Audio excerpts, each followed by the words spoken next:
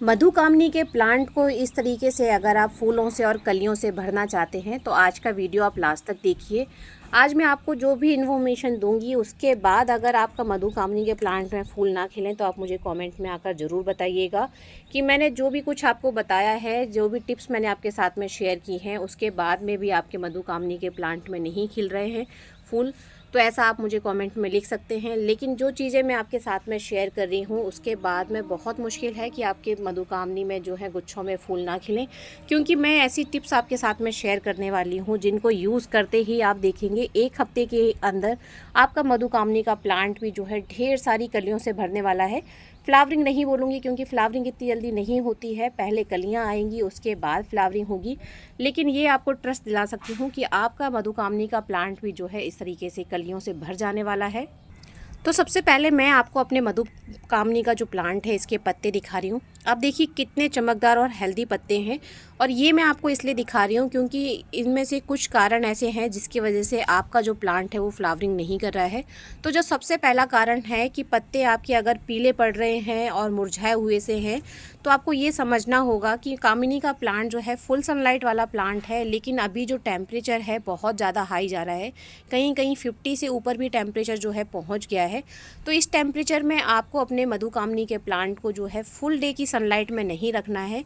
आपको इसको जो है सुबह की सनलाइट देनी है 12 बजे तक की। उसके बाद की जो धूप है आपके प्लांट को नहीं चाहिए, क्योंकि प्लांट स्ट्रेस में चला जाता है ज़्यादा हीट होने की वजह से। हीट स्ट्रेस हमारे प्लांट को हो जाता है और इसी वजह से बहुत सारे लोग हैं जिनके प्लांट फ्लावरिंग नहीं कर रहे हैं।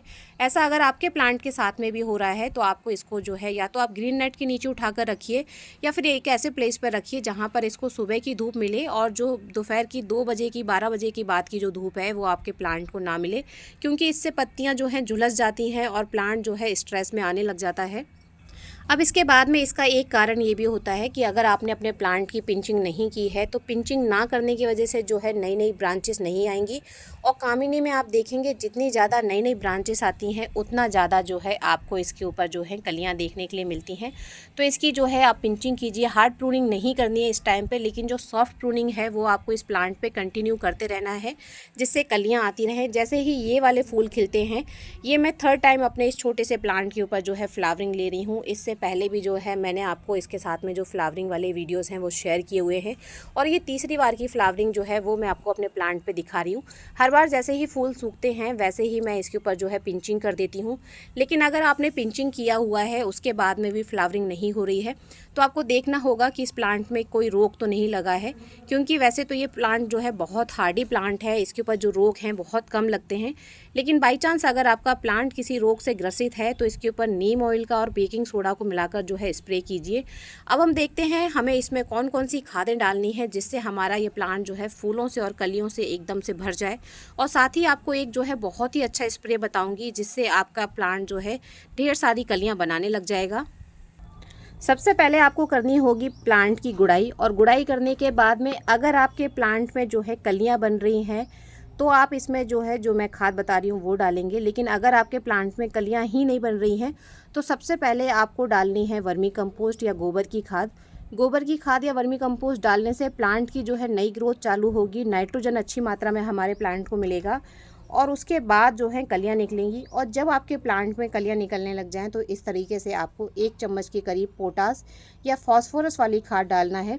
इसकी जगह पे जो है आप केले के छिलके का यूज़ कर सकते हैं और उसको आप पीस कर डालिएगा तो बहुत अच्छा रिज़ल्ट मिलेगा। लेकिन मैं आपको एक चीज़ और बताऊं कि अगर आप जल्दी रिज़ल्ट चाहते हैं तो इस तरह से जो है पोटास ज़रूर डालिएगा। साथ ही साथ बीच में जो है आप इसके अंदर मिट्टी के अंदर आप जो है हमारे लहसुन के जो छिलके होते हैं उनको आप दबा दीजिए। तो 1 चम्मच के करीब हम ले रहे हैं पोटास, और पोटास हमने अपनी मिट्टी में डाल दिया है। और इसके बाद जो दूसरी खाद है मैं रॉक फॉस्फेट यूज़ कर रही हूँ। ये दोनों ही खादें जो हैं आपको 1-1 चम्मच के करीब लेनी है और महीने में 1 बार डालना है। इन दोनों को मैं जो है मिट्टी में डाल दे रही हूँ और इसको मिट्टी में हम अच्छे से मिक्स कर देंगे। एक चीज़ इस समय मैं आपको बताना चाहूँगी कि इस प्लांट को जो है ज़्यादा मात्रा में पानी नहीं चाहिए होता है। हार्डी प्लांट है, सालों साल चलने वाला प्लांट है। अगर आप ओवर वाटरिंग करते हैं तो प्लांट जो है ख़राब हो सकता है। साथ ही पानी में भी हम जो है एक लिक्विड फर्टिलाइज़र बना के डालेंगे, जिससे इसकी जो ग्रोथ है काफ़ी अच्छी होती है। और आप देखिए हमने जो है इसके ऊपर मल्चिंग भी कर रखी थी, जिससे ये तेज़ धूप से जो है प्लांट बचा रहे। अब आप देखिए ये मैं आपको एक और चीज़ दिखा रही हूँ, ये है ह्यूमिक एसिड, और 1 पिंच के करीब हमने ह्यूमिक एसिड लिया है और इसको हम पानी में जो है मिक्स कर देंगे। ह्यूमिक एसिड का काम होता है प्लांट की मिट्टी में जितने भी पोषक तत्व पड़े हुए हैं उनको खींचकर पौधे के पास तक लेकर आना। लेकिन आपको एक बात का और ध्यान रखना है कि हमारे कामिनी का जो प्लांट है इसको ज़्यादा मात्रा में पानी की ज़रूरत नहीं होती है, तो बार बार पानी देने की गलती बिल्कुल ना करें। जब मिट्टी अच्छे से सूखी हुई दिखाई दे तभी आप इसमें पानी डालिए।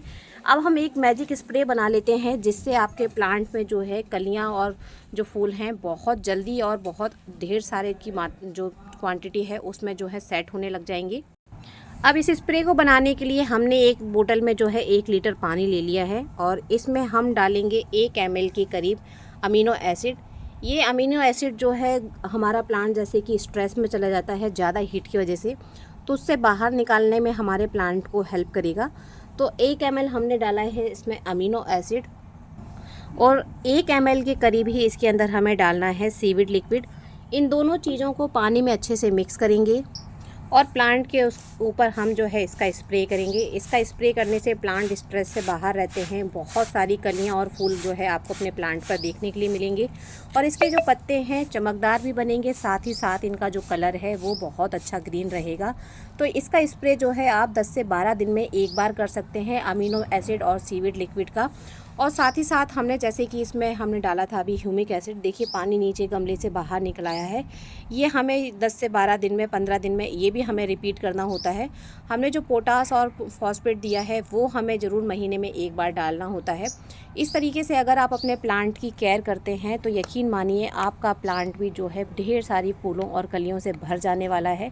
मुझे कमेंट में ज़रूर बताइएगा कि आपके प्लांट में और इसके अलावा क्या प्रॉब्लम है, क्योंकि जो चीज़ें मैंने अभी आपके साथ में शेयर की हैं केवल इतना करने से आपका प्लांट जो है ढेर सारे फूलों से और कलियों से भर जाने वाला है, जैसे कि मैं आपको अपना प्लांट दिखा रही हूँ। बस आपको ध्यान इस बात का रखना है कि इसकी मिट्टी आप पोरस बनाइए, ज़्यादा पानी मत डालिए, क्योंकि ज़्यादा पानी की वजह से जो है प्लांट में अगर कलियां बन भी रही होती हैं तो फूल झड़ने की समस्या स्टार्ट हो जाती है। तो आपको इस तरह की गलती बिल्कुल भी नहीं करना है। और जो मैंने धूप के लिए आपको टिप दी है कि इसको अभी जो है फुल डे वाली सनलाइट में आप मत छोड़िए, क्योंकि इसकी वजह से प्लांट जो है स्ट्रेस में जाता है। और अगर आपका प्लांट पहले से स्ट्रेस में है तो आप ये वाला स्प्रे कीजिए, आपका प्लांट जो है स्ट्रेस से बाहर आ जाएगा। आज की टिप आपको अच्छी लगी है, आज का वीडियो आपको पसंद आया है तो वीडियो को लाइक एंड शेयर करना बिल्कुल ना भूलें। चैनल पर पहली बार आए हैं तो चैनल को सब्सक्राइब ज़रूर कर लीजिए। हैप्पी गार्डनिंग फ्रेंड्स, धन्यवाद।